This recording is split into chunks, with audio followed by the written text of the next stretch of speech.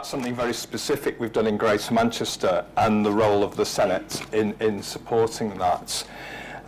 So we set about reforming the stroke system, and the objectives we set ourselves were to commission a full hyperacute stroke service for Greater Manchester and for the East Cheshire population as well. So we're at about 3.2 million people.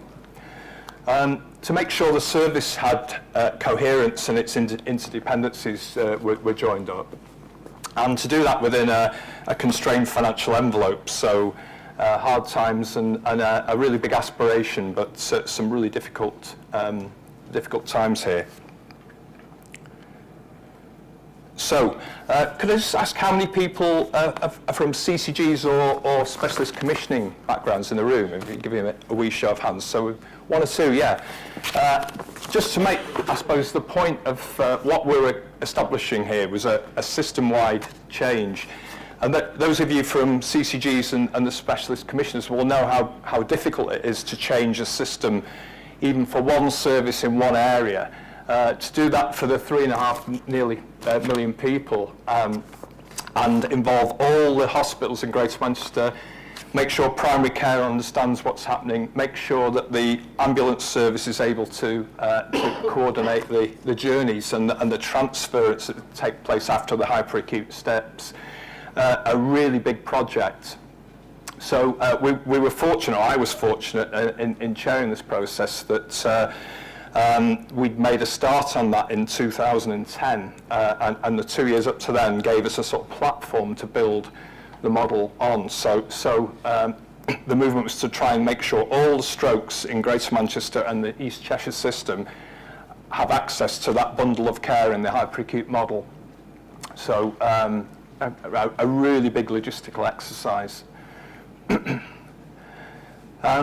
We had a bit to build on from London as well, and we're still learning from that system, particularly in the sense of what we measure and how we assure ourselves that we've got the system flows right. And I should talk about the commitment to do this. So I've described how many organisations are involved. We had commitment from all of the 12 CCGs in Greater Manchester and East Cheshire making a 13th that we do this. After a bit of wrangling where the financial envelope was zero growth to start with, we brokered a deal which I was relieved about, to say the least, to say, look, we are going to have to invest in more stroke physicians and more other skills across the piece. So we negotiated a budget of £2 million, which is roughly 80 pence per population member in that catchment area. I was nominated by the CCGs in Greater Manchester to lead the process. So one of the important things about that, and I talked recently with some of my colleagues in the Merseyside system about that, is you have to be given the space to do this. So once you've got a mandate to implement a serious change like this, it's difficult if individual commissioning organisations hold back on either the commitment, the governance, the funding, the model. You've got to cement that arrangement at the start so you can move forward with the backing of all of your commissioning partners. And I've been really, really pleased that that's been the case in Greater Manchester. We formed a board. The board is chiefly founded on clinical membership from the provider organisations across Greater Manchester system, so the hyperacute services, but also the district stroke services. And there's a lot of work went on behind that board to finalise pathways, to agree the patient flows, the mechanisms for that, and just to build the relationships between those clinicians and other supportive staff. The network have been involved on that process all the way through. We were clear we need patient and public views on that, so the board all the way through has had that involvement from the public and from two stroke survivors who've been extremely helpful and identified specific issues that none of the rest of us had identified, I should say. We also needed to make sure we got this done in a disciplined way. So there's a fair bit of project discipline and methodology behind this to get this over the line. And a lot of governance, which I didn't plan to go through today, but to do this properly and this scale of change properly, you do need really good formal processes and governance.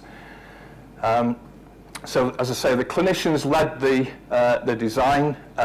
We borrowed significantly from the Greater London stroke changes. Tony Rudd, as the stroke czar, was able to give us significant advice and input into the benefits from Greater London, but also the pitfalls of things they tried and didn't get it right the first time. We also took advantage of a gateway review. I don't know if people are familiar with the Office of Government Commerce, who do these gateway process reviews. And it's an assurance test, really, that it's paid for by the state, so it's not a free good, but it was at zero cost to Greater Manchester to get this review done. And that just, I suppose, framed the biggest risks we had in the system. So one was making sure that the money we had, which was limited, was spent in the best way possible. But two was that we're actually able to make sure we comply with the optimal staffing structures and system management. And that includes bed numbers. So there was a fair bit of assurance from that, which we were very pleased to have. Now, I think I'm going to hand on to you now, Emma. That's to do. Sorry. All right, I'm doing the last one. So just to talk, sorry, you can tell we rehearsed this about 5 minutes ago. Just to say how the Senate came in, we were really pleased, and I've known Donald a long time, and probably longer than either of us would like to own up to, but it was really great to have the approach. It was a very welcome approach from the Senate. The whole process itself was conducted in a very positive and constructive review manner. We did identify risks in the system through the review, and we've paid attention to those. We've written them up, we've shared them with all of the board members. So every organisation in Greater Manchester and every delegate on the project board for the stroke implementation has had copies of, has had presentations of the issues in the report. So we've been very pleased that we've had access to that support, and it has changed the outcome of the process. We just wanted to make sure that people saw a tangible end to the process. And so next Monday, the hyperacute service will go, it'll go live Monday morning next week. My ambulance colleague over there, Mark, will be looking out for the first call. But we think we're ready. And all the organisations in the system think they're ready. So there's a sort of checklist, really, the due diligence that we were able to benefit from the Senate review, made sure that we paid attention to a number of things. So obviously the communication systems, making sure everybody knows what's going on and the changes that are coming. The learning we've acquired from that. What happens to patients, to stroke mimics, and just making sure that everybody in the system knows what they're doing when a patient arrives that's outside the stroke model, as well as those in. We need to be smart about what we measure. So many in the room will know about the stroke sentinel audit measures. So we're using those. We're trying to make sure we learn with the London system what the best way to measure clinical outcomes around stroke are, but also get some idea about cost effectiveness as well.